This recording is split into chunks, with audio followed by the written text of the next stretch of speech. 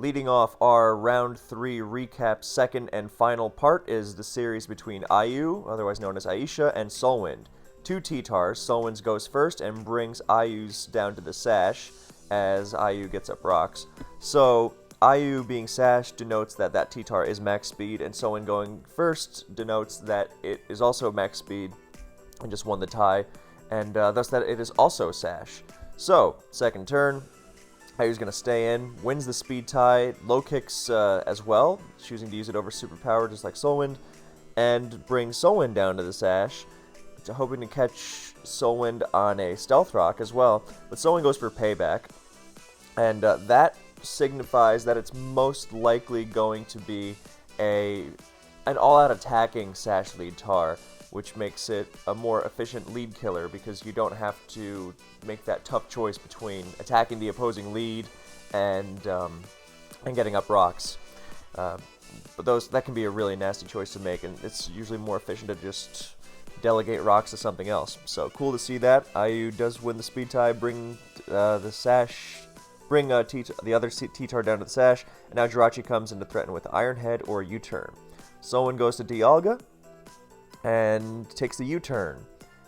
Ayu brings in an own Dialga, and Solwind is going to show lefties on his. So the likeliest are, in order, Stealth Rock support, just because it's such a great early game Pokemon, gets up rocks reliably, especially nice alongside Ttar, which might get chased out by a Kyogre. Bulk Up, which would probably be a little early to be sending in at this point in the game, or offensive rocks with lefties. So, we don't know what Ayu's set is, but we can definitely surmise that it is immediately offensive in some capacity, because sending in a Bulk Up set into a possible Roar Dialga would just be silly. So, Dragon Pulse, definitely specs, and definitely not a Spadef Dialga, as that would have still taken a lot, but not that much. And also would have been evaporated by Draco Meteor. I'm not sure why Draco wasn't used there. I mean, even if you're fearing Protect or something super Spadef, then Draco's just going to be doing a lot more. I appreciate that it does more damage over multiple turns and it's harder to switch into, so maybe it's not an outright bad move, of course, especially because Solwind still has to switch into the Specs Dragon Pulse with Rocks and Sand after this turn, but just imagine if that offensive... So, you know, I definitely get it, because you don't assume offensive Rocks Dialga, but just imagine if Draco Meteor had been used and that Dialga had been wiped out. So, Solwind is going to get up rocks, and now the challenge of switching into... Oh, well, there's the Ttar sack.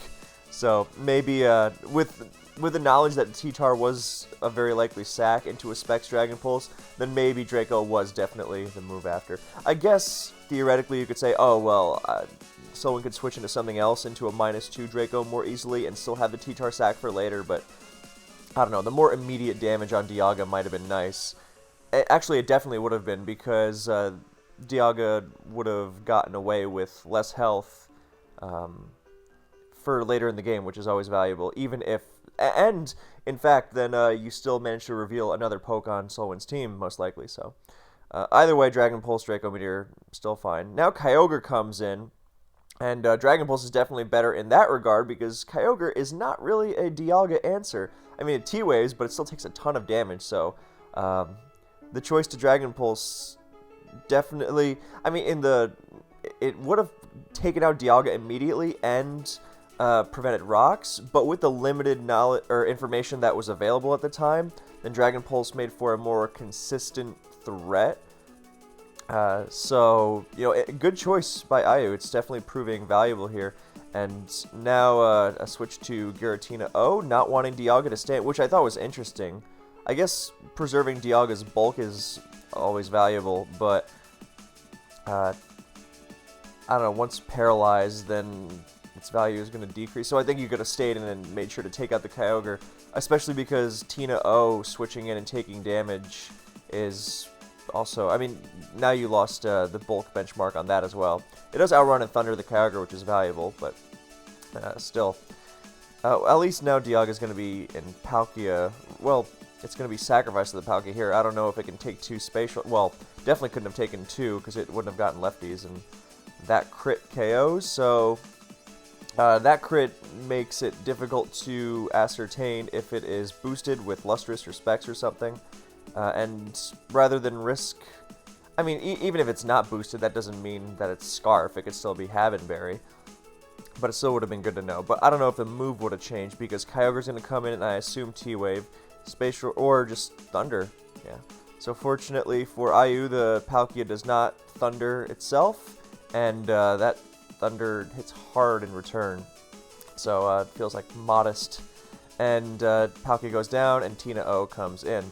And another thing about that bulk benchmark on IU's Tina O is that soon it's going to be in sneak range for Solwyn's Tina O, which makes it tougher to deal with. So Skarm comes in, and it is a rain team for Solwyn. I mean, it's got a Ttar lead, but that's a lead.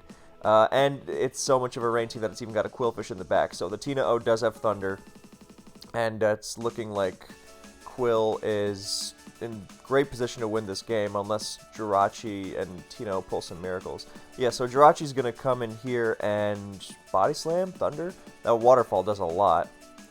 Body Slam does get the para. Avoids the Waterfall, flinch, or a crit, and gets the Body Slam para. Wishes, and boom. Interesting move? Actually, that's really...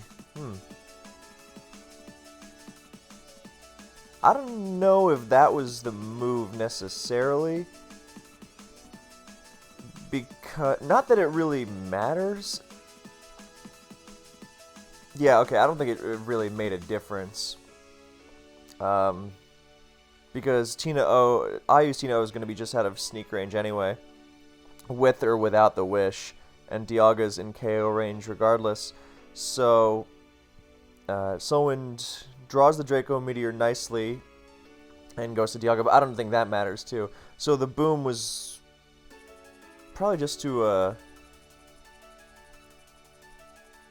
yeah, okay, so I don't think that really made much of a difference at all, because once the Quillfish got the para, then I guess another possibility could have been you just go to Dialga and sit on the Jirachi and preserve the Quillfish for... Because Jirachi can never wish past a Giratina against Dialga if it just spams Dragon Pulse. And that way you get a bunch of health back with Giratina, and you preserve your Quillfish for extra chip on the Giratina. So then you are able to finish it off with Tina O's Shadow Sneak. So I think that might have been the way to clean it, to finish up that game. Because now it's down to speed investment or speed tie, and IU's going to win and a comeback victory. Apparently it might have been a speed tie, so I think Solwyn said he was max speed or something. So who knows? That would have also made sense considering how confidently IU switched Tina O into Solwyn's Kyogre, knowing that it would outspeed. So 1-0 lead for IU. Game 2, we're going to switch sides to stay consistent. There's DOS. Here's Tentacruel. What are we seeing? Trick, Psycho Boost, Taunt, Psycho Boost. Does not quite KO. And Tentacruel does get T-Spikes down, but it certainly isn't going to stay in and spin. So now Deoxys is going to start stacking those layers on a Draco Miss. And that's 3 layers, and Draco does take it out. So I don't know, that might be a Specs Dialga or Adamant Orb or something, but it definitely feels boosted because DOS should EV itself to live modest Dialga. So... Dialga, because it also lives Rayquaza Draco Meteor for by the same measure. So Solwyn's own Dialga comes in, Tentacruel comes in, dies to Spikes, and Solwyn has Rocks and Max Spikes very early in the game. So I mean, he's going to be hampered by the T-Spikes probably, but yeah. And there we see a Draco Meteor from support Dialga, and I'm really happy to see that, because it does make such a huge difference in those 1v1s against Tina O and the Lottie twins and Palkia, and even against Groudon, having that more instant damage. I mean, if you really wanted, you could even run support Dialga with Rocks, Dragon Pulse, and Draco. But having Draco here really makes a big difference in pushing as much damage as you can, and Groudon does get up Rocks, so IU has Rocks and T-Spikes, and Blissey to wall the Dialga, but if Solwyn's Dialga runs Roar, which I believe most I think this is not a hard and fast rule, but it's generally a nice idea for Draco Meteor support Dialga to also run Roar, simply so you can't be set up on by virtue of your -2 special attack. So, yeah, I like Rocks, Draco Meteor, Protect, and Roar most generally. But that's not a hard and fast thing. Ever since Crystal used the Protect Roar combo, I've just been thinking, oh, that's perfect. Anyway, so it's not going to Roar. That doesn't mean it doesn't have it, but that he might want to take advantage of the Force Soft Boiled by switching to Wob. So Wob is going to Encore here, and what's Blissey going to lock into? Soft Boiled again. Well, first thing Solwyn does is Safeguard to protect his switch-in from the T-Spikes, and now the Seismic Toss. Now, S-Tossing is not going to make Blissey vulnerable to counter. I suppose it could, because only doing 200% to Blissey, and then it gets lefties, obviously, is not that much. So if you did it a bunch of times, then yeah, especially if it's Encored into it and can't soft-boiled. But Wobbuffet can't take that many Seismic Tosses when it's being poisoned, or when it is poisoned, so... instead, Solwind is just going to switch to Tina O, force the Blissey out, get a KO, as I assume Groudon is sacked. Or Skarm comes in on EQ. Now we don't know if this Tina O is HP Fire or Will-O-Wisp or Thunder. IU checks for it, maybe a little. It is Thunder. Yeah, I don't know if. Well, I guess Dialga comes in now. Yeah, but so I guess that was a nice way of scouting out the moveset. Especially because that also means there's very likely a Kyogre in the back if the Tina O has Thunder. So, that was a good move. I was going to say maybe if you're this far behind, then you got to get up some spikes, get some momentum back. But I guess this is a nice way of ensuring that you do something back as well, especially because Specs Dialga is going to KO something here. Wob gonna? No. Just forced the KO with Tina O. And in comes Solwyn's own Dialga. I don't know if that was the most efficient, because I don't know if Wob's going to get another opportunity. But, well, in comes Skarm on the Earth Power, not even the Draco Meteor. So, I'm not running Calcs right now, but with the 3 attacks there, then this might just be Draco, E-Power, Thunder. It might just be another offensive lefties Dialga. And it might have just been like a max spit of Groudon, which is why Draco bounced off so much. So I just assumed that it was support, but I suppose that makes more sense, because if it was support Draco Dialga, then if it was a spit up Groudon, it would have done under half. So I think it's timid, just by my guesstimation. Timid, max speed, max special attack, something like that, and spit up Groudon. So it threatens Skarm out. So both times Skarm has had to run. But Solwyn is trying to safeguard and take advantage, safeguard and then force the Blissey out somehow. Because I assume if there's Kyogre and then something else that's vulnerable to T-Spikes, then that's how he's going to get the use out of him. So safeguard once again, and in comes our Darkrai, which is the scariest thing, one of the scariest things you can face with a slow defensive team when your T-Spikes aren't active. So it voids the Blissey. In comes Skarm, which is not a great check. And Solwyn subs up, so that's pretty scary. Because Blissey natural cured, and now he's going to get another Dark Void off. And IU does make a great move, recognizing that it is going to be a mono Darkrai, since it's going to have Nasty Plot as well. Then Skarm can wall it, but not if it gets Dark Voided. So that was a tough turn. I assume that IU might have a Scarfer in the back, which can actually outspeed the Darkrai. But if Solwyn's Nasty Plotted on that switch, then that would have definitely been the game. But now Dialga is going to switch out back to Skarmory to wall the Darkrai. And it's looking like even in the face of max hazards, Blissey is still pretty dangerous. And Dark Pulse goes off and flinch. So that's the scary part about using Darkrai. And Now Blissey is not looking so confident against this +2 Darkrai behind a sub and having to heal up, which is going to give Soin another nasty plot. Or he's just going to go for the Dark Pulse, and he gets another flinch, and now I think he should go for the other nasty plot, unless he's really just... Yeah, I think he could have gone for that right away, but... Matter of fact, now he can go for a third nasty plot. So... Yeah, there's the toss to break the sub, and Blissey's now really fighting for its life. If you ever watched Gen 7 OU and watched the Toxapex fight off an Ash Greninja, then... Yeah, so now I don't know if that last Pokemon was actually faster than the Darkrai, simply because IU forfeits and doesn't try to win with the Scarfer. I guess that's also a matter of maybe not wanting to reveal the last is, maybe not a Scarfer, maybe something like a Mewtwo, but yeah, so Darkrai was looking pretty threatening. It got lucky, of course, with that first flinch on Scarm, but yeah, it's the nature of Darkrai for you sometimes. So, we move on to the decisive Game 3. Ttar, yeah, there's been some interesting stuff on both sides here. Ttar, DOS. Rocks from DOS, payback, not a choice band payback, so DOS is going to get rocks and break the sash, or get rocks and spikes, and it's going to choose the rocks and spikes route. And now comes Kyogre with rocks and spikes up, and it Calm Minds on the Ttar as wow. Well, it doesn't have lefty, so it's definitely going to get KO'd by a second payback, and this is the strength of a non-rocking sash lead Ttar. You just stay in and bludgeon everything. And so, it takes out 2 Pokemon, including Kyogre, which is...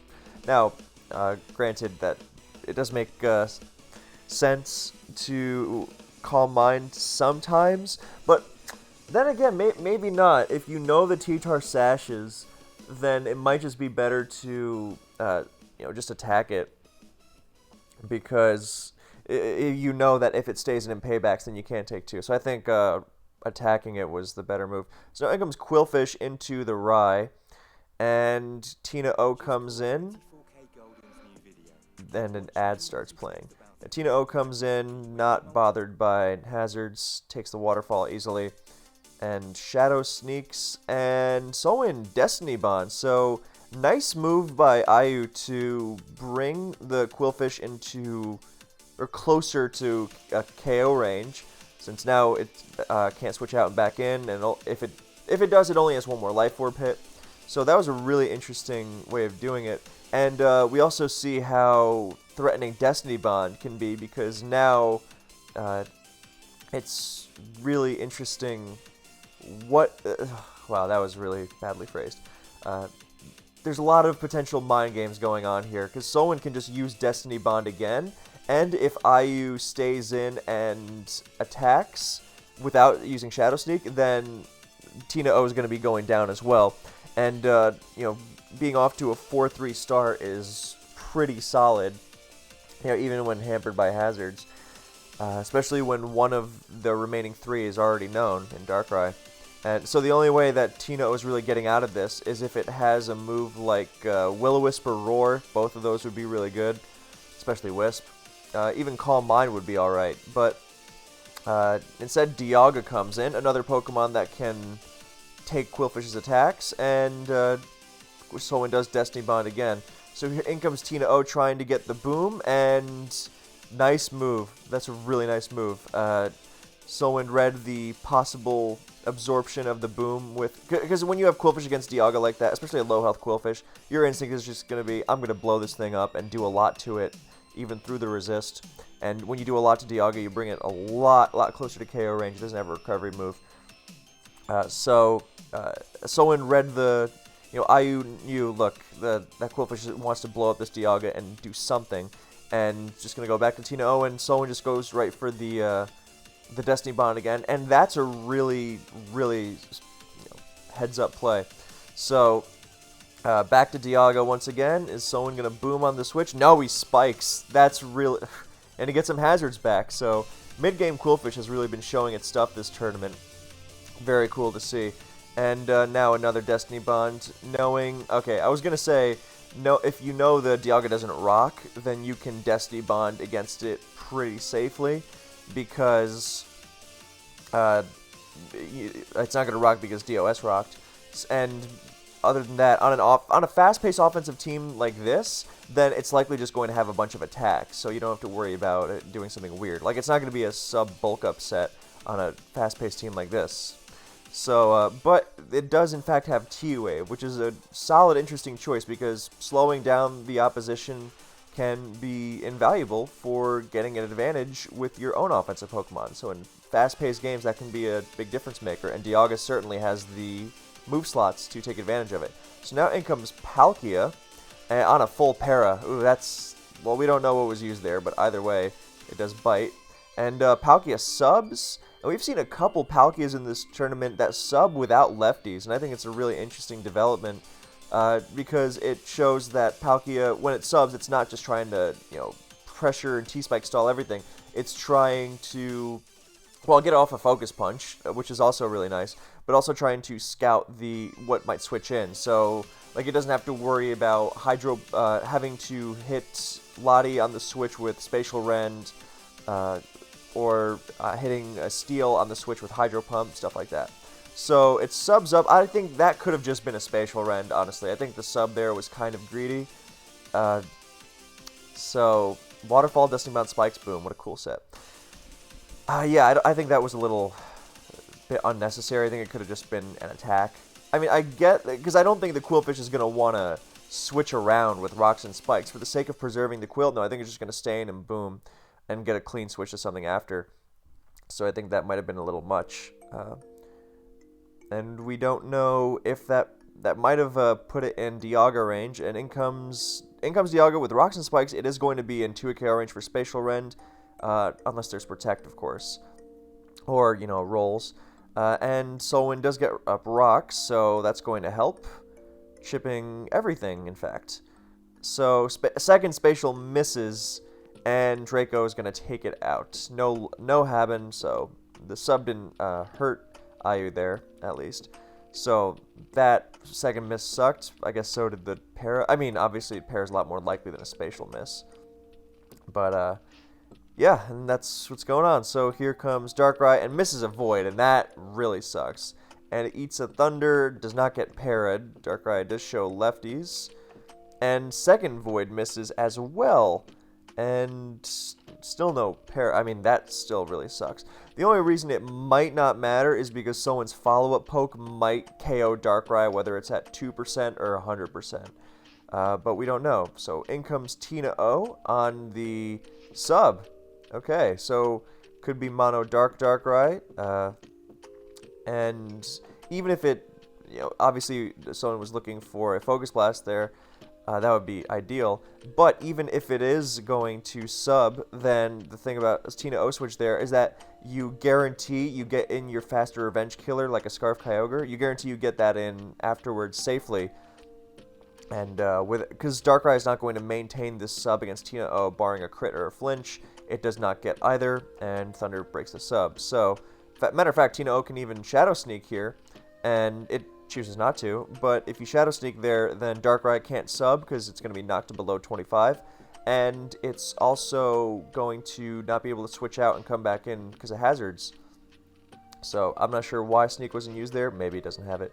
And in comes Kyogre. Is it Scarf? It is not Scarfed. So more reason to really make sure that that thing didn't have a sub up. I guess he's really confident in his last Pokemon to be able to clean it up if he's willing to throw away Tina O. So Kyogre T-Waves just to get more lefties, and now Ayu switches into Tina. Great move to prevent Solwyn from Calm Minding all over the Rai, and so great moves on both sides, and it's going to be fast, unsuspectingly, because most T-Wave Kyogres don't run a lot of speed, but it can be nice for initial confrontations before T-Waves have gone off. So, nice idea there, and there's a Thunder, Para, and someone's just going to go for a Surf just to get as much damage on the thing to clean up as possible. What's the last going to be? Scarf? Kabutops? No, it's Palkia. Well, I guess that could be Scarf. Not Swift Swim, though. So, and it Surfs, and Darkrai. Yeah, someone said he tried to boom as I used Palkia switched in with Quillfish, so that was a Haxie series, but it certainly was an interesting one. So thank you to both for playing and for showing their stuff. So we move on to the next series, which is a personal highlight for me: 6A9 Ace Matador against Highlord. So we see Ttar, we see Fori. Fori's is gonna run from Ttar unless it's Akaberry or Sash or something, and I guess he really either. Because I know Highlord really likes to scout his opponents and make crazy reads and builds and plans based on what they might do or not do, based on what they've done before, which is not an approach I personally enjoy, but hey, to each their own. So I don't know if that was the result of Akka or Sash or just thinking AM won't use Fire Blast on lead Ttar, which seems pretty nuts, but... Or maybe he just assumed if the Ttar is gonna use Fire... The Ttar's not gonna use Fire Blast in the first turn because it thinks Fori will run away, and it's gonna use Rocks, and I want to get up the T-Spikes on the Rocks before switching out, so I've at least done something rather than fall behind. Which, you know, at least that's something. And it is true, most Ttar leads are not gonna Fire Blast in the first turn, so, well, it's pretty risky, but... Anyway, so Darkrai comes in, so AM really must not want any part of that Fori, which is surprising because I think most Ttar leads, they would assume the Fori would run from them even if they don't have Fire Blast, so they would just get up Rocks anyway. So that's interesting, but AM, I guess, really wanted Darkrai in before T-Spikes went down, or if he could control that, and he subs up. AM has shown a proclivity for sub-Rai, and he misses Dark Void and gets that sub broken, so that sucks. And now Giratina comes in to absorb the Dark Void, which is ideal. So, because it's going to be Sleep Talking. And now here comes Blissey to wall the Darkrai. I wonder if these sub Darkrai's might benefit from Dread Plate or something, because they really like that power boost. Or like even Pataya Berry or something. I used that once on a non-plot Darkrai, and it was pretty cool. So, I mean, a great read from Highlord there, going for Toxic after AM sub twice on Seismic Toss to guarantee that this isn't going to go too far. Now he just spams Soft-Boiled, and AM bounces right back and Nasty Plot, or Dark Voids again, but unless he flinches, then this Darkrai's not doing anything, because... it does less than half with a +6 Dark Pulse, so... okay, so that Ttar doesn't have Rocks because Bronzong does, and doesn't have Fire Blast either, so I'm wondering if it's Choice Band or something, because I'm pretty sure even the Choice Band Tars in this tournament have had Fire Punch. So, there's a spin right away as Dialga comes in, so Highlord saying, if there's not a Tina-O, I'm not letting those Rocks stay up. Which is, you know, good for the purpose of ensuring those defenses are as reinforced as possible. In comes Bliss, and it gets pursued for not Choice Band damage as Fori comes back in. So this Fori is really all... We haven't even seen an item on Fori yet, as it gets up Spikes. And so that really must be Akka or Sash or something, because it does not run from Dialga, and instead just elects to go for Spikes again. Might have wanted to scout out the moveset, might have wanted to avoid... Because I didn't think there was anything... Oh, I guess with Blissey at 56 from the Pursuit, then that made more sense. Because if that Dialga is Specs or something, then it can 2-hit KO Blitz from that range. Or if it's mixed with Brick Break or Outrage, then... So, I guess that was a good move from Highlord. He's really fearlessly staying in on these potential fire moves. And now he goes to Blissey on Flamethrower, so... I thought it was just going to be preserving Blissey at all costs, but now it just feels like he's just putting on his predicting hat. And now with all these hazards going around, then AM pursuits again, and Blissey's now at under half, which is big, but it's not going to be enough as AM just forfeits because he recognizes it's not going to get him anywhere as hazards go, as Rocks go up as well, and without any hazard pressure on the Blissey to follow it up, then it was too uphill a battle, as Sunstall has really been popular in this tournament. So, we may never know what Fori does. So, more hazard action here as AM leads with Fori, goes to Groudon on the Tentacruel turn 1. That's been a popular move for good reason. And goes for Rocks. So, nice move as Kyogre comes in immediately. And so a lot of players have been EQing Tentacruel on the first turn. But with most Tentacruel not being sashed, then they will generally run. So good move to Rocks first, because if they stay in, they're going to spin after, so you can just EQ them on the second turn. So it was a good move to Rocks first. Palkia comes in with the T-Spikes down.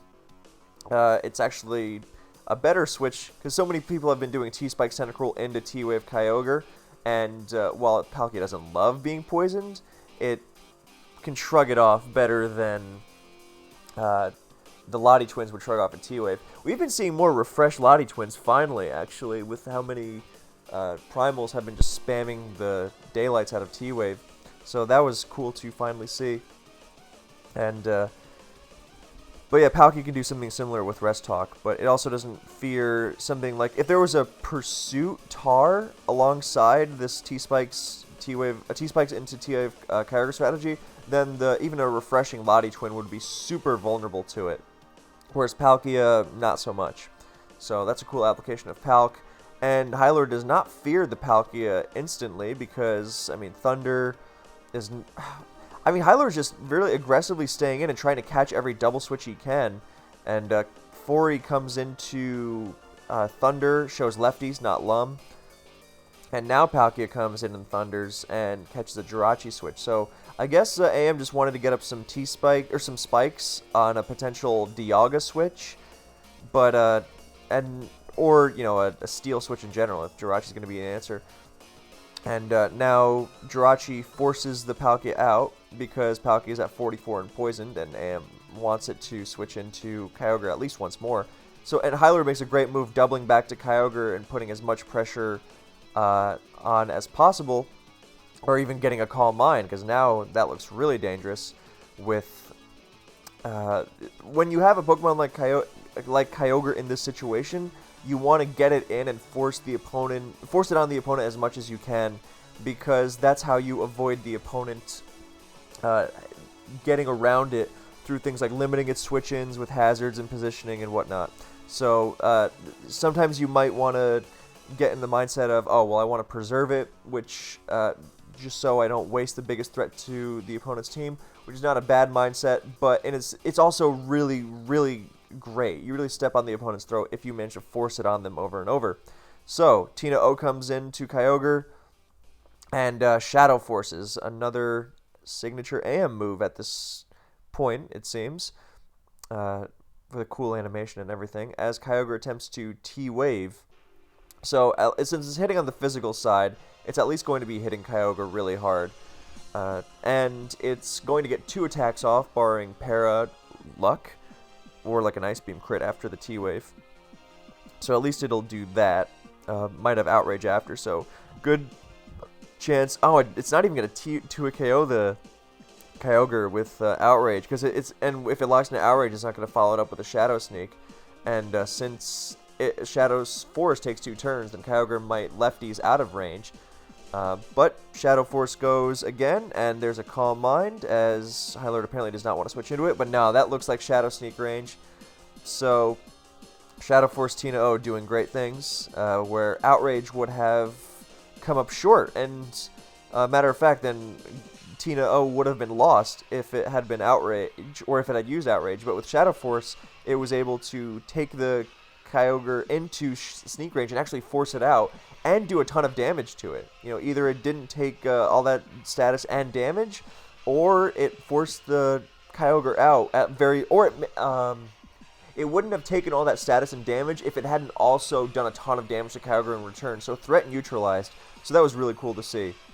So now Jirachi actually stays in since Tina O is not forced to switch out immediately. Well, I guess it was, but at such low health, then Hylord isn't really keen to switch double Kyogre back in. I think Jirachi could have doubled out there fairly safely. It's not like Tina O wants to, you know, at 45%, I don't think he wants to lose it to getting paraflinched out. So, Then again, it is no, it's paralyzed Jirachi, so it would have been slower. So yeah, I guess he didn't want to switch out there. But AM just switches into 4A and starts spiking as Jirachi starts paralyzing. So Tina O really, with Shadow Force, really brought this game back, as now Kyogre's looking pretty nasty. And there's Rocks from Jirachi, and AM makes a good move to stay ahead of a potential Tentacruel switch. But now, and with the Rocks and Spikes, if Tentacruel can't get the spin off, which granted is more likely now that Tina O is at 40 or at 33% with Rocks. But if Kyogre switches in before Tentacruel gets the spin off, then it's going to go down to hazards, as we see there. And in comes Tentacruel, and it's going to T-Spike on the switch. I guess he really wants those T-Spikes. Values it more than going for the spin. I thought he might go for the spin just because it might be nice to clear those hazards. And if AM does go to Tina O, well, if you have Ice Beam, then you will just KO it from that range. And if you're just going to sack your Tentacruel for T-Spikes anyway, then you would also be able to do that on the Tina O. So I think spinning there might have been better if you wanted to spin at all. If you wanted to prioritize spinning. But I guess he wanted to prioritize T-Spikes over spinning because in the event that Groudon stayed in, which it did. So that's why he did that. In comes Breloom. So this is kind of an experiment that some of the top players have been talking about. And so High Lord actually brought it with a 1-game lead in the series. That's a pretty good time to bring it. So yeah, that's and I guess if you're confident in the strategy, then Breloom has a lot of flaws in Ubers, but it's also got a lot of destructive potential. I mean, its stabs are resisted by everything, but Sleep is stupid, and it loves the prevalence of T-Spikes. So, I mean, who knows? I assume he's got a lot of speed on it, so he doesn't get completely dumpstered by the Primals. So yeah, he subs first just to scout. Doesn't get roared, so that would have been unlucky. And he scouts out that the Groudon has Fire Punch over Dragon Claw. He also was scouting with sub to, if it's the Darkrai principle, if you can sub as they go to a slower sleep sag, that's really good.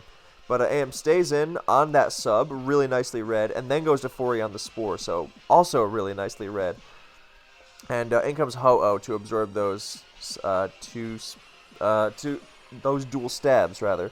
So it shows superpower, not focus, which is unusual on sub. So maybe, who knows? There's a lot of stuff Breloom can use. In another series, I remember it Leech Seed spamming a lot.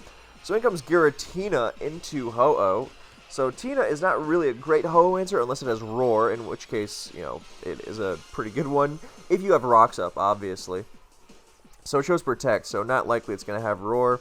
And with the fast T-Spikes abuse, then AM correctly assumes that this Tina O is not going to be a Rest-Talking Will-O-Wisp Roar set, but it's going to be a sub-set itself. So he subs up, and it looks like a speed tie, because Ho-Oh got lefties first on that last turn, and now Tina subs first. And now Ho-Oh roosts, and Tina Calm Mind, so it's unlikely that Tina comes out on top of this, because even boosted Dragon Pulses do nothing, and Brave Birds do a lot, and the fact it's a speed tie, so, I mean, he gets a sub, but look at how low his health is going to be even after the Protect. And AM just spamming Brave Bird, even with pressure and Protect, because it's better than giving Tina a free turn, like to Calm Mind again, or to just get a free cheap shot Dragon Pulse off. So, good move, and see, that's just doing nothing. Now he can even roost, because Tina can't sub anymore. You know, even if it starts protecting, then, you know, who cares? And roost again, good move. With the speed tie, that one was kind of rough, but now he can Brave Bird. I mean, even if it protects, then it's still going to be in Brave Bird range. That actually would have been a good turn to use Sacred Fire, I think. But either way, it's fine. So there's the sub, and he's actually been stalled out of a lot of Brave Birds already, as you see. But it's still not going to win this game. And now High Lord is forced to go into Breloom, into Ho-Oh, and it gets Sacred Fired into Oblivion. So, and he's going to forfeit. So we go to Game 3. Exciting. So let's switch the sides. Dio speed, Fori. What's gonna happen? Trick, fire move, taunt. That's what's gonna happen. Taunt and payback, and burns the Dio S Colbur Berry. So are we gonna see spin spam? We see Hyler doesn't waste time. He just goes right to Kyogre. This is the classic force Fori out and then double to DOS and get the hazards. So you get the hazards as Fori switches in, which lets you actually keep him up with Tina O or something. So Pal comes in and Hyler doesn't even double switch. He just goes right for the T-Wave. T-Wave on Kyogre is such a silly move. But I guess that's what Blissey is for, her stuff like Ludicolo and Quagsire. Anyway, Dialga comes in to paralyze Palkia. It's a good switch. And AM looks for a para himself and gets it on the Dialga, so that is helpful. Fori comes back in. It can get some hazards up on Dialga and Rain. Eats a Thunder as well. That's interesting that Hylord chose to attack right away. So I think that suggests that it does not have rocks.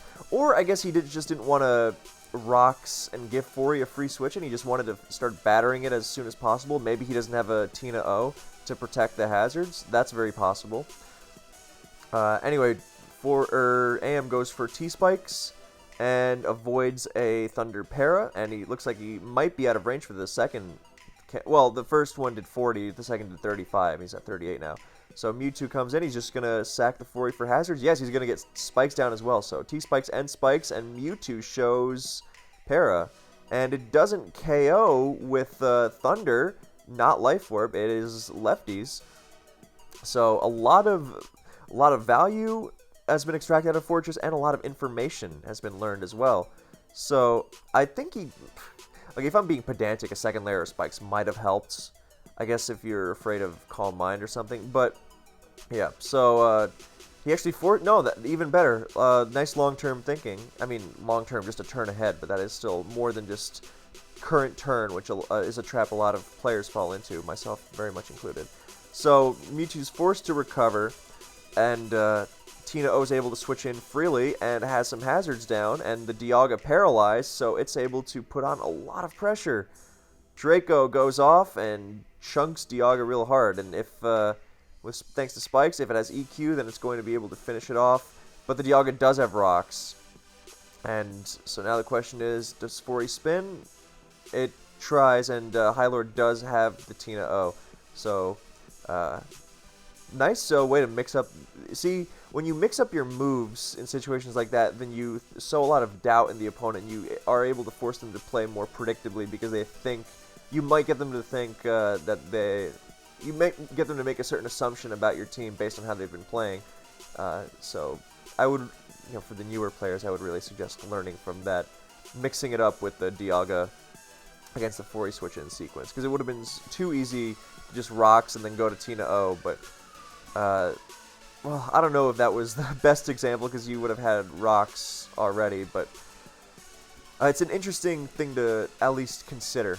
So Kyogre comes into Tina O. Since Palkia is paralyzed, Dialga is going to be sacrificed as it eats an Ice Beam, does a big chunk, so that might be AM's favorite Specs Kyogre. And in comes Darkrai, which is poisoned and no Lum. So Palkia comes in to block the Dark Void, and it can take Dark Pulse pretty well. Takes two of them. Has a nice move by Hylord to Dark Pulse in the face of Kyogre, just to hit Palkia on the switch. And obviously there's the Paraflinch risk, and he's not even going to risk that. He's going to sack Dio's speed instead. And he just gets outraged and finished off by the T-Spike. So AM has that old school outrage on the Scarf Dragon thing for the Calm Mind Lotties, so no risking Spatial Ram misses there. He locks into it, which means he's going to be KO'd by the follow-up Draco, but it's who knows if he would have been able to switch into the Tina O anyway at this point. So he goes to his own Tina O and is going to force another KO with Darkrai. He's going to be able to force another KO, and Hylord chooses to sacrifice Darkrai. This is looking pretty solid, unless I guess he goes back to his own Tina O now, so we have some serious Tina O wars. And now we have Groudon switching into Tina O, which is never a good sign. I think it might have been, well, I don't know, it might have been nice to preserve it. Well, I guess if you're just going to go back to your own Tina O and Draco after, then yeah, especially because Hylord is forced to Draco Meteor again. So he's at -4, and now that is what I'm not sure of.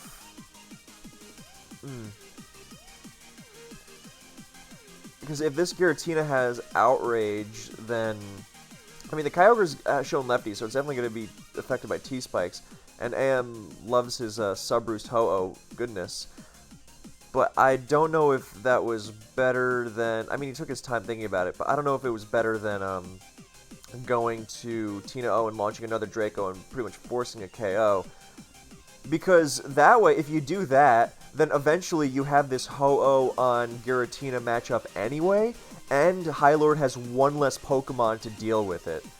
And especially, it might be especially important if the Pokemon Hylord chooses to sack into the Tina-O is Kyogre, because if Kyogre switches in, it can probably take a Draco into a Sneak and it might be fast and whatever, but you would remove Kyogre from that equation, and then you are more able to win with Kyogre and Ho-Oh, rather than trying to get Ho-Oh in to do damage when Kyogre is still alive. So yeah, I think going to Tina-O was definitely the move. I guess if there's the threat of Outrage, then it's a threat anyway, but, I mean, Hylord switched out before, and you're going to have to contend with that anyway, so... I don't know, I think, yeah, you could have done... You're going to risk Outrage either way, so you may as well go to Tina-O, and I guess if you're going to Roost Spam and... I don't know, it also depends on the speed EVs on AM's Tina-O, which we don't know. So, now in comes Kyogre on the Roost. So, yeah, I won't repeat because I've already said a lot. So, yeah, there's Sub and there's Hydro Pump. So, what was crucial there was that as Kyogre switched in, Ho-Oh showed itself to be faster through Lefty's activation, as we see again here. Let's see. Roost again, and yeah, now so you saw Lefties go first, and Sub, so shows Hydro, might not be Thunder. So if it is T-Wave Calm Mind, Hydro Ice Beam, that's really, really something, because if it was Surf, it would have been much worse. But since it is not, then that's a potential game changer, because that means Kyogre only can Hydro 4 times, and it's unlikely that Ice Beam breaks the Sub, and if he tries to Calm Mind to boost the Ice Beam into Sub-breaking range, then Ho gets a free Roost, a Brave Bird, whatever. So the fact he has to hit 4 out of 4 Hydros, and as soon as he hits those 4 Hydros, then he can't hurt the Ho anymore, that's really big, because AM is going to be able to Sub twice more, and he's only got 2 of those Hydros left, and he goes to Tina-O on the Sub instead. So he got some HP, or he got some moves off the Kyogre, and the Tina-O has Thunder, so that makes it really rough, because he doesn't have infinite Thunders left, but he does have a lot, and so interesting move by AM, not subbing. I guess he doesn't have infinite Roosts, but he wants to get some damage on it first, as he just goes for Thunder, which does a lot of damage. And is he going to be in Sneak range? Hylord doesn't even go for Sneak. He goes for another Thunder. So he's looking for Paralysis, and this is the dangerous part, since he's got 5 Thunders left, and yeah. So, and if AM's roosting a lot, since he didn't go for Sub, then he's not able to burn off a lot of those Thunders. Let's see, so 7, which means 4 still. So there's a Sub, so down to 5, so still 3. Sub again. Thunder is down to 3, which means 2. Roost, and there's a Draco, and oh, that sucks. That sucks a lot. Oh, man. Like I said, there were a lot of opportunities for him to crit with Thunder, and I mean, when you consider all the odds that went into this, then yes, if the Thunder paralyzed at any point, then it was also going to be one for in the Tina-O Ho 1-on-1. But that Draco crit does suck a lot. Because otherwise, Tina would have been forced into outraging again, and Ho-Oh has just enough roosts to, survive that outrage and make that happen, and subs at that. So, yeah, that Draco, which would have done, round Thunder, and then it's forced into outrage, so around Thunder levels of damage. So that bites a whole lot.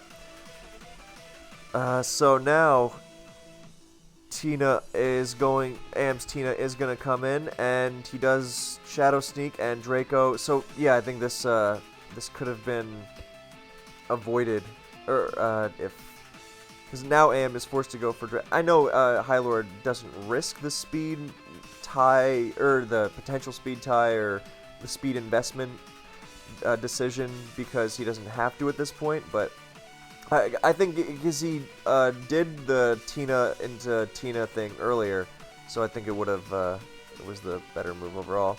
And now Mewtwo is going to sneak. Another thing to consider, I guess, is that he wanted to maybe keep Tina at high enough health to where it could live a Mewtwo Ice Beam, because then it could Thunder, Kyogre, and Ho-Oh. But that would have meant Tina O goes down, and then he's still got Ho-Oh, and Kyogre can live one, and then...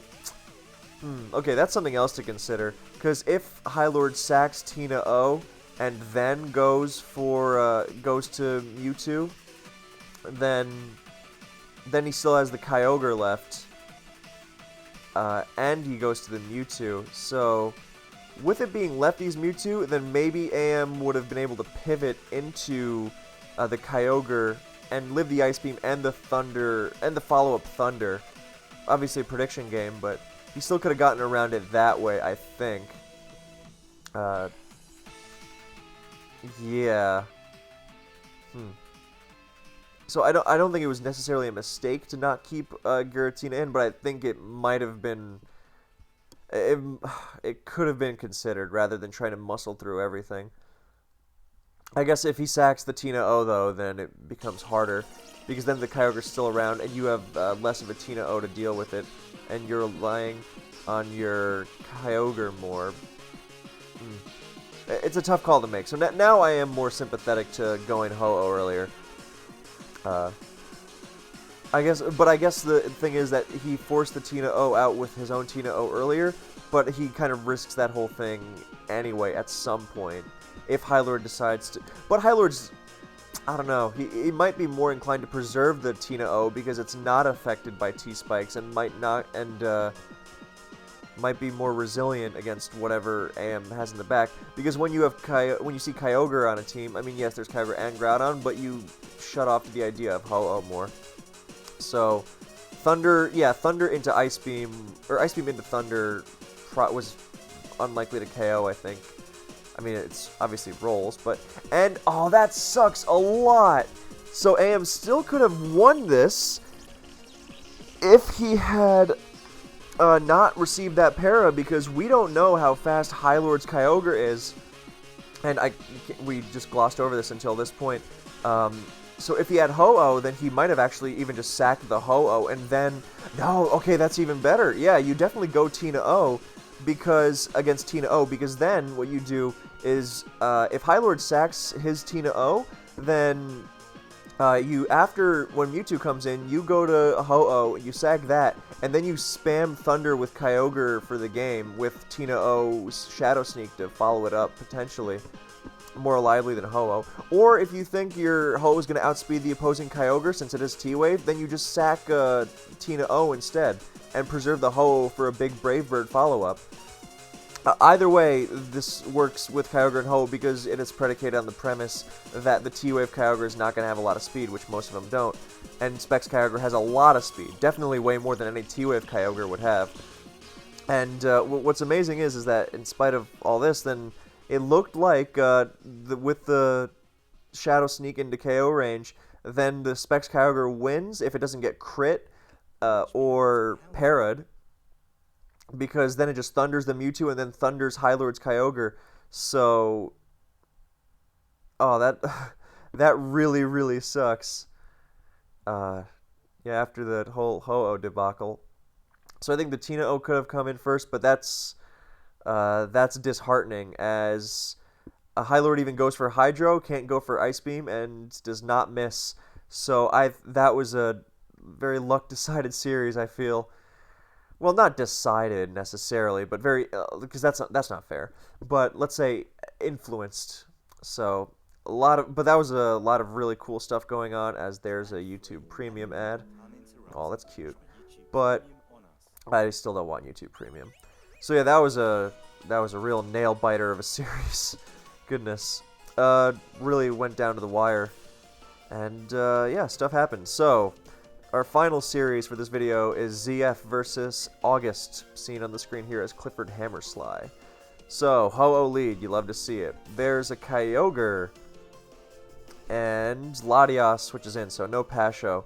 And a good move from August as he goes to Dialga.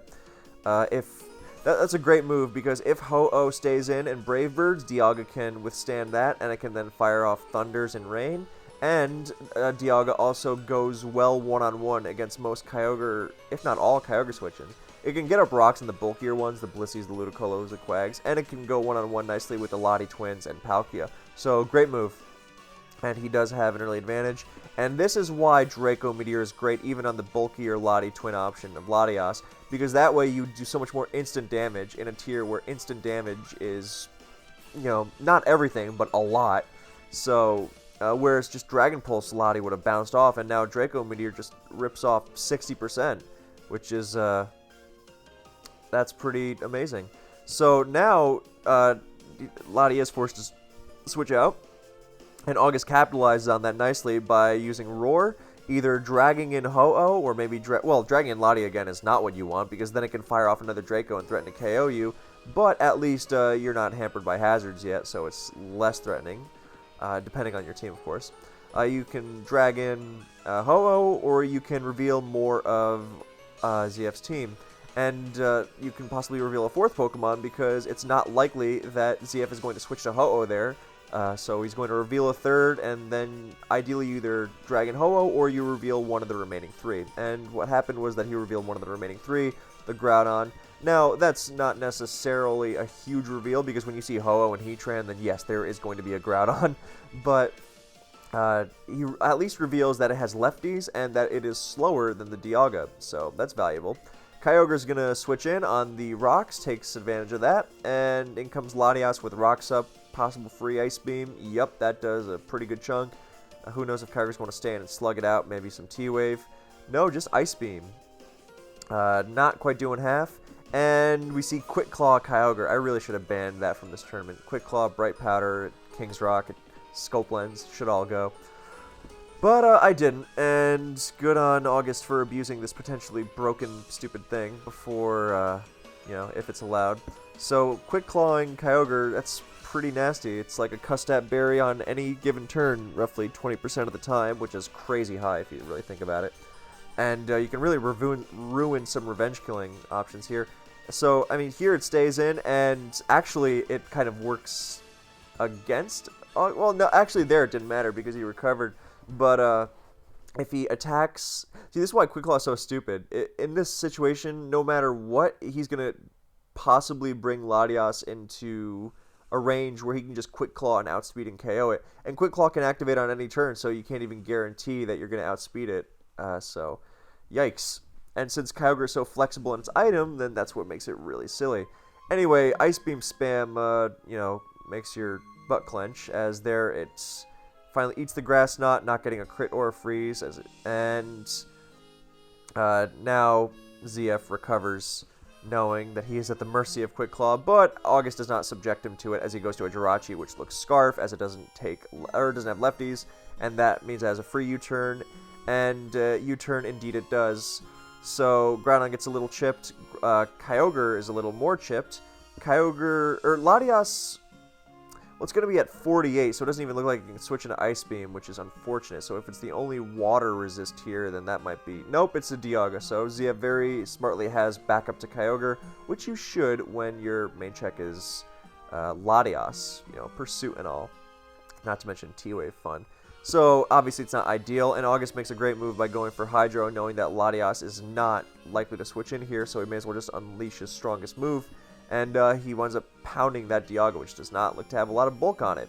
And he just goes for Dragon Pulse, and Draco Meteor might have been nice, just because you're going to be forced out anyway afterwards. And this way, at least if ZF switches, which is likely, then you do as much damage as possible.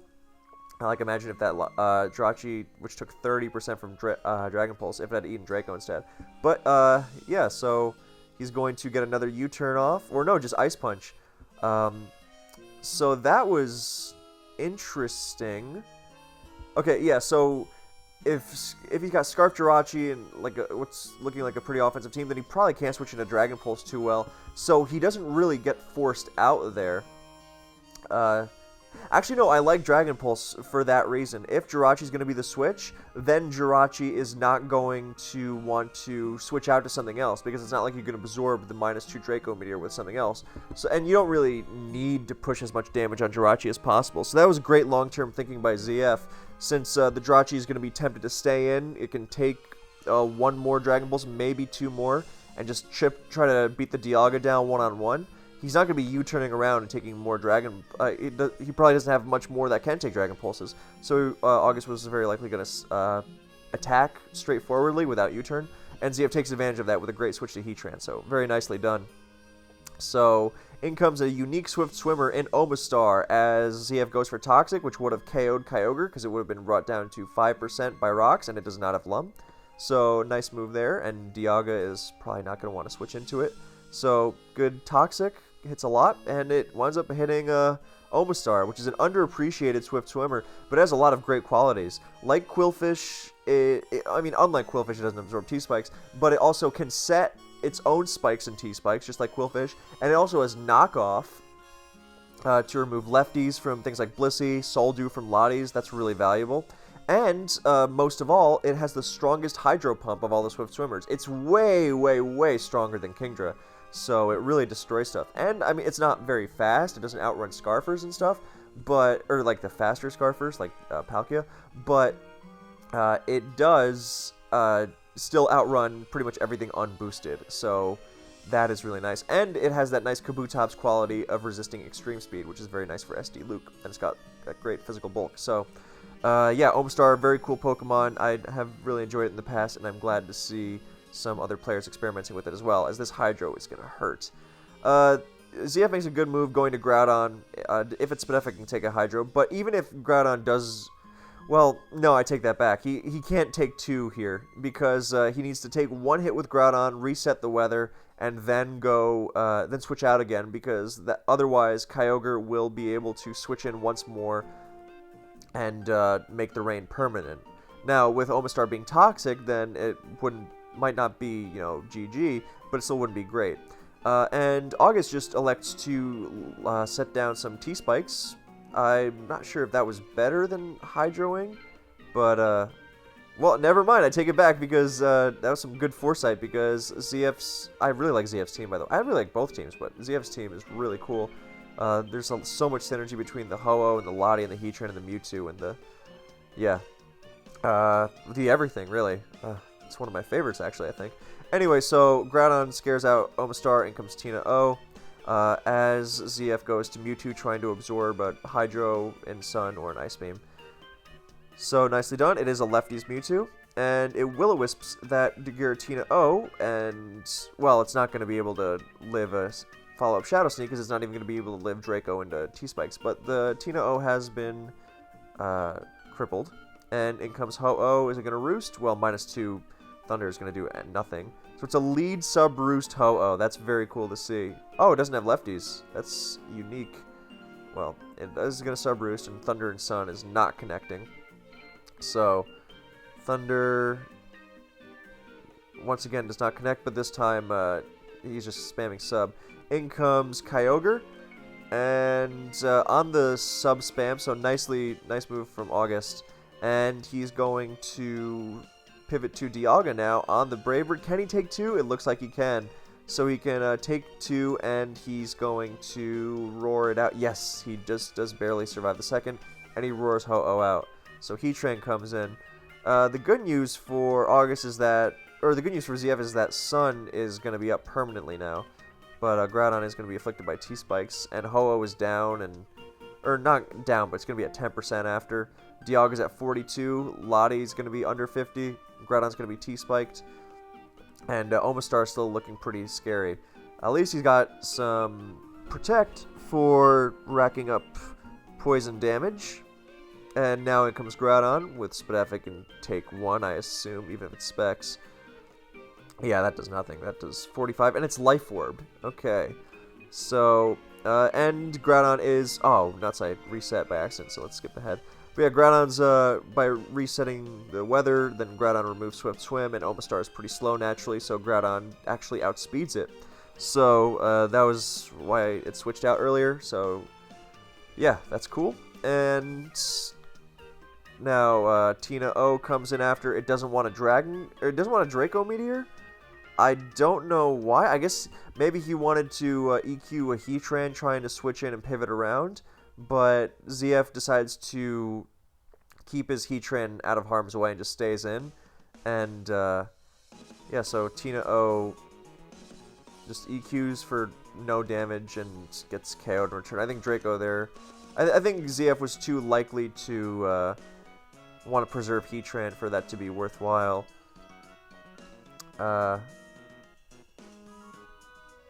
Yeah, I guess at this point, if he's so far behind, he's really just playing for the choke. So if ZF winds up sacking Heatran, then maybe Jirachi actually would be pretty good to win. Alright, that's awesome. So that's one reason why winning the Weather War is really big for August's team. And that even so I really like the idea of Toxicroak and Ubers. It has been explored before a long time ago, but not to any real success. So it's water immune, it absorbs T-Spikes, and with dry skin and like Protect and Sub and Toxic, then it can stall out a lot of stuff, especially because the most common Toxic immune Pokemon, Dialga, is weak to its Fight Stab. So that's very cool to see, but of course it's in Sun, so he subs up. ZF goes for Brave Bird just to make sure that Sacred Fire doesn't miss, and doesn't mind KOing himself because... he has Dialga to follow up. And funnily enough, I don't think the Toxicroak could finish off that Ho-Oh because it had Focus Punch as... It probably only had Focus Punch as its move, since I assume it's Sub, Protect, Toxic, and then a fighting move. And Drain Punch is really bad in Gen 4.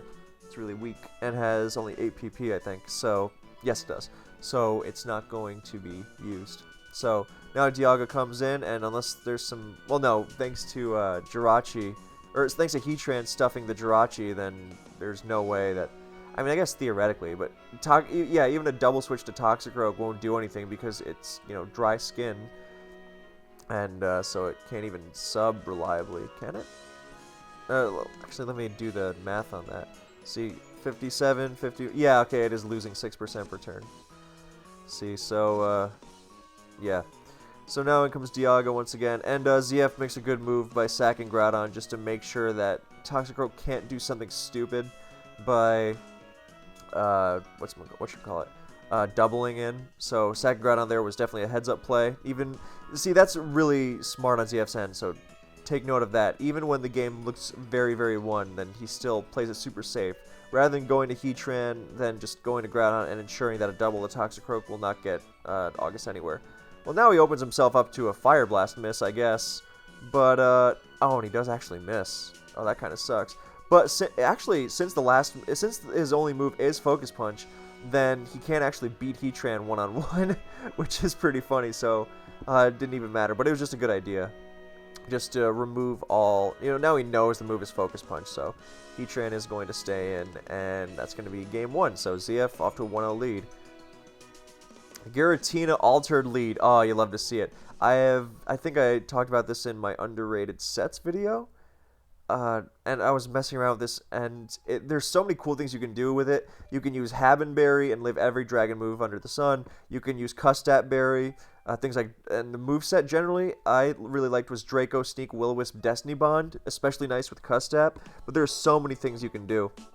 And it actually has the bulk to take on Ho-Oh pretty nicely, because you can take 2 unboosted Brave Birds, and Elite Ho-Oh is not going to be roosting most of the time. I mean, ZF last game was the exception to the rule, because most of the time it's 3 attacks and then like a filler like T-Wave or I mean, we even saw Tail in this tournament, but it has a lot of options, basically. We even saw Sunny Day in this tournament. So, yeah, it can do a lot. So Tina is a pretty cool lead because it has that regular Tina, because unlike Tina O, it can hold an item. And for more details, just see that underrated sets video. But yeah, it has the bulk to take 2 Brave Birds from unboosted Ho-Oh. But this is not an unboosted Ho-Oh because it Brave Birds and it crits for a KO, which means it is banded because it would have 2 KO'd. And that really sucks because it avoids eating a Draco into a Shadow Sneak, which might have, I think at the very least it would have been a double down, or really close to it, whereas now Ho-Oh can like switch out and come back into rocks once more. So that Kyogre really must be, I mean, he must be, at least he has to pretend like he's faster, because otherwise you might just get evaporated by Brave Bird. And there's a Water Spout, and it specs, and that does 1,000,000% to Dialga, which does not show lefties. So he has to switch out into a Draco. So this is a very offensive game already. Jirachi absorbs the Draco, does a pretty meaty chunk, so Spdef might be specs. Jirachi gets rocks. Kyogre's going to come back in for sure. Yep, as Groudon, even if it attacks, then that means no rocks. Or T-Wave, that still means no rocks. And Surf is going to... Oh, he full paras. Oh, that really sucks. Because he was going to say, if Groudon gets up rocks here, then it goes down. And if it switches out, something else still gets KO'd. And he doesn't have rocks still. So that really sucks a lot. So he EQs... Oh, my God. Well, this is just ridiculous. Well, in comes Ludicolo. And Ho-Oh is sacked. So that Kyogre... I mean, power of T-Wave, I guess. So now Ludicolo comes in and subs, and now the sun is going to be permanent as the rain is removed. On the good move on ZF's end, at least, he realized the sun was probably, the Groudon was going to come in, so he Leech Seeded rather than protecting. So now he protects, and if he has Grass Knot, he can really slam the Groudon for a KO. And at least Ho-Oh has gone down as well, and Dialga is very low, so it's not like he's fighting a complete uphill battle, but it's still pretty ridiculous. So now he subs again because he wants to maintain a sub against Groudon, which is, you know, an admirable idea. But that it's also tough because he has to contrast that with the fact that August might take advantage of it and switch to something like Dialga. And so if he can Leech Seed something on the switch, that might be really good. Like if he Leech Seeds the Dialga, then he might be able to get something going even in Sun. But he protects. And I think that the switch there was not telegraphed, but the longer you stay with Groudon, the weaker it becomes. And yes, it's nice that Sun is permanent, but you still want to use your Groudon, especially because it looks pretty offensive and therefore offensively capable of actually dishing out damage rather than just being a support Pokemon, because it doesn't have lefties. So Dialga comes in, does not get Leech Seeded, and goes down to an Ice Beam. So at least... yeah, now Lucario is going to come in and or just CC, and you know, down it goes. So that sucks a lot. Yeah, well, Qwilfish comes in and, you know, down without... Imagine if the Groudon had been KO'd and this game was being conducted in permanent rain. Well, if the Giratina had been... This is just a kind of a crazy game in general, as Ho is sacked. Well, there's Rayquaza for the anti-rain assault, at least. So, very aggressive team from August. I do dig that. And Mewtwo would have... Well, Mewtwo's actually still kind of a threat, as now Groudon comes in and just barely survives the Ice Beam. Probably going to be Custap. Is he going to switch out? Yep, there's Custap, and he gets T-Waved. And I think ZF had to scout for the Custap and sack Qwilfish and then just go all in on the Mewtwo, because if there's anything... An offensive team like this is something that Stall 2 can beat one-on-one. Very feasibly. I mean, it wouldn't be the easiest thing in the world, but I think it's better than preserving Qwilfish in Sun.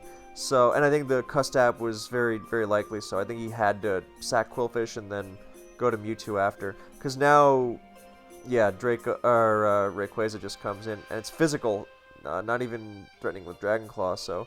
Yeah, that and the Luke is going to finish it off. So we don't know... We're not going to see what the last is. I mean, maybe we will. Who knows? But, actually, no, I don't think so. Because if Qwilfish KOs this Lucario, it has to blow up. So, yeah, so there's SD and... Yeah, Yeah, so I think he definitely had to... If he was going to the physical Rayquaza to weaken the Stall 2 first, then very likely that it could have won the game, but that's not what happened, and we move on to Game 3. That was a heartbreaker. Dio Speed, Ttar. Trick. And DOS receives Ttar's Sash and gets KO'd by Payback. Well, down to Sash, Sand finished off. Zong, Rocks, Augustone Zong. So more Rocks. Kyogre. So the Ttar is... I guess he was really afraid of the Ttar, but I think he might have wanted to go for the spikes there. Anyway, he launches a Water Spout, and Palkia comes in to absorb, and it shows lefties. And in comes Bronzong and Dragon Claw, and with lefties, that means either Bulk Up Rest Hog or Sub Protect Bulk Up a la Dialga. And, well, Bronzong is the response. Even though it does have Hypnosis, it's still not ideal. Now, Kyogre is more well-equipped well, that Water Spout did quite a chunk. So he's more well-equipped to deal with a physical Palkia because it's not being threatened by Thunder. And, okay, it looks like Scarf. I wouldn't be surprised by Modest because that Water Spout did really do a lot. So now we can, but Kyogre's going to be, KO'd, or he just goes to Ttar. Nice move to preserve the Palkia. He might even Pursuit here to guarantee it's KO'd. But no, he just goes for T-Wave. Alright, well, T-Wave and the Bronzong doesn't really do much. But, and Hypnosis, and here comes Roserade. Now this is a patented August thing he tried to experiment with in this tour. He used it once before, and I'm glad to see it again, because Roserade has a lot of really cool qualities. Sleep is ridiculous, of course. It absorbs T-Spikes. It sets T-Spikes, and has a good speed tier. It shares that base 90, and it has a huge Leaf Storm with which to threaten the Primals and just hit pretty hard in general. So in comes Latios, and it's not going to be Sleep Talk, but from the way, if you see here, it got buffeted by the sand before Latios, so it looks like a Scarf Roserade, and I think that's really cool. That might be a really nice way to get use out of it, so you're not risking speed ties against the Primals. So that's really cool. Full health Zong comes into Latios, takes a lot from Draco, good lord. But maybe it's Modest Latios, or maybe it's just a more physical defense invested Zong. As there's a double back to Roserade. I think he's trying to wake up and get some T-Spikes down, just for Kyogre and Swift Swim and pretty much in general. Or he Sleep Talks there. I don't know why he didn't Sleep Talk before.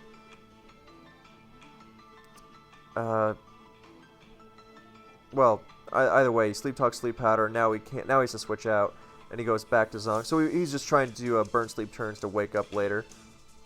So now we're in this weird little stalemate where, actually no, August's or ZF Zong does have the advantage because it's paralyzed, so it's always going to be going last, and its paybacks are eventually going to beat down August Zong, unless it blows up, which will not even KO ZF Zong.